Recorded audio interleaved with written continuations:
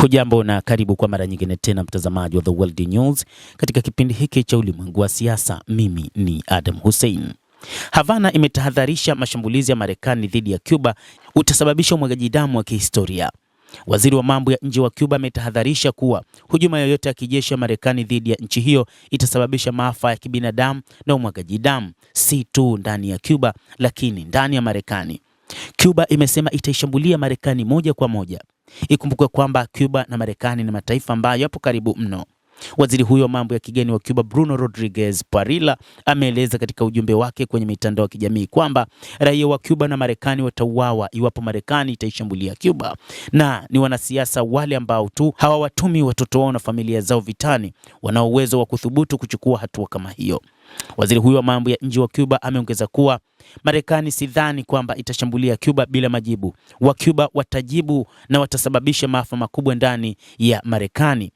Hakuna kabisa sababu ya ukisingizio kidogo kabisa cha kuifanya Marekani ianzishe mashambulizi katika kisiwa chetu kidogo ambacho hakina tishio lolote, kwa sababu tu watu wachache wanataka kubadilisha mfumo wa kisiasa au serikali ya Cuba. Hili ni jambo ambalo haliwezekani. Mfumo wa serikali ya Cuba umechaguliwa na Wacuba wenyewe. Huwezi kutupangia, anasema waziri huyo wa mambo ya kigeni. Hivi karibuni na wakati huo huo, kwa mujibu wa ripoti ya tovuti ya NBC, Rais wa Marekani Donald Trump amekasirishwa na uwezo wa Cuba wa kuhimili mashinikizo ya Washington. Tovuti ya Marekani ya Axios imetangaza kuwa kuna uwezekano wa Marekani hivi karibuni ikakishambulia kisiwa hicho cha Caribbean. Kwa zaidi ya miongo 6 sasa, Cuba imekuwa chini ya vikwazo vikubwa na visivyo vya kibinadamu vya Marekani ambavyo ni ukiukwaji wa wazi wa kanuni za kimsingi za mkataba wa Umoja wa Mataifa na sheria za kibinadamu.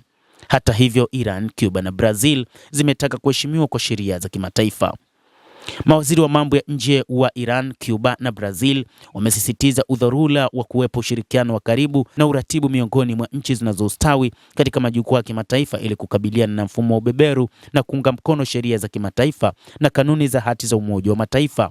Waziri wa mambo ya nje wa Iran Abbas Araghchi na mwenzie wa Brazil Mauro Vieira wamefanya mazungumzo ya kusisitiza haja ya mataifa kuungana ili kuzima mwenendo wa kujichukulia hatua na maamuzi ya upande mmoja na kutaka kuheshimiwa sheria za kimataifa.